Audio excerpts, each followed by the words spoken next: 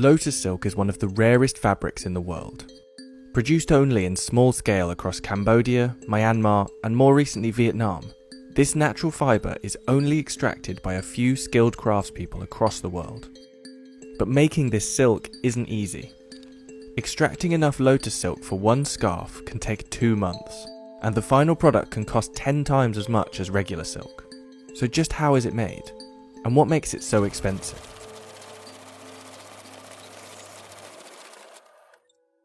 Phan Thi Thuan's family have been making silk for generations, growing and harvesting the threads from silkworms themselves to create luxury garments. But making lotus silk is different. Silk usually comes from silkworms.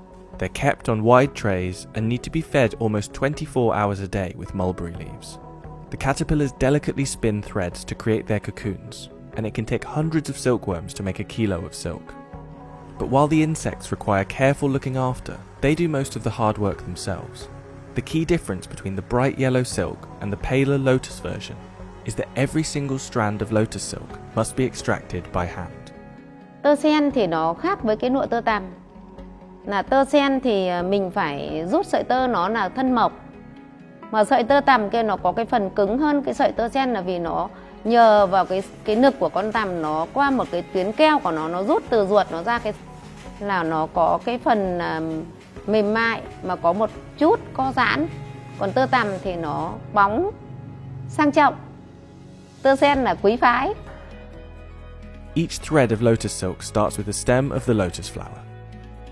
The lotus is Vietnam's national flower and a plant that's grown across the country. While this fabric has been made for years in Myanmar, Phan Thi Thuan only started experimenting with this fibre in 2017. Với chúng tôi thì tất cả đất nước Việt Nam, nhân dân Việt Nam là ai cũng rất là quý cái bông hoa sen. Tất cả nước chúng tôi là rất là nhiều người trồng sen. Nhưng mà bao giờ cũng chỉ có thu hoa sen, thu hạt sen thôi. Còn cuống sen là vứt ra nó rất là bẩn. Khi mà người ta gợi ý cho tôi làm tơ sen thì tôi thấy có lợi cho nhân dân, cho nông dân thì tôi nghĩ là tôi có khả năng làm được thì tôi sẽ quyết tâm tôi làm. Once the stem is selected and picked by hand, the silk inside can be extracted. Each stem contains a minuscule amount of thin, sticky fibres, which must be rolled together and dried. The threads need to be processed within 24 hours while they're still wet, otherwise they'll break, and so harvesting has to be done each day. And the lotus plants are only available to harvest between April and October. Once you've gone through the hard work of extracting these fibres, they're incredibly delicate too. Bước đầu là tôi chưa nghĩ đến làm tơ sen, thì tôi nghĩ là tơ sen thì nó mỏng manh mà làm thì nó rất nhiều công. Sợi tơ tằm thì nó dai hơn cho nên là có thể dệt được bằng máy, còn sợi tơ sen thì nó không có độ dai như sợi tơ tằm cho nên là phải dệt bằng tay. Cái thời gian của cái việc nấy sợi là lâu nhất. Còn khi mà đã nấy được sợi rồi, cho vào máy dệt rồi thì nó cũng nhanh hơn nhiều, bởi vì tất cả bao nhiêu công đoạn mới được nấy được sợi thì một người lao động làm một ngày được 200 đến 250 cuống sen. Còn cái khăn rộng 36 cm, dài 1,75 m thì hết 9.200 cuống sen. Thì một người phải làm một cái khăn đấy là phải mất 2 tháng mới được một cái khăn.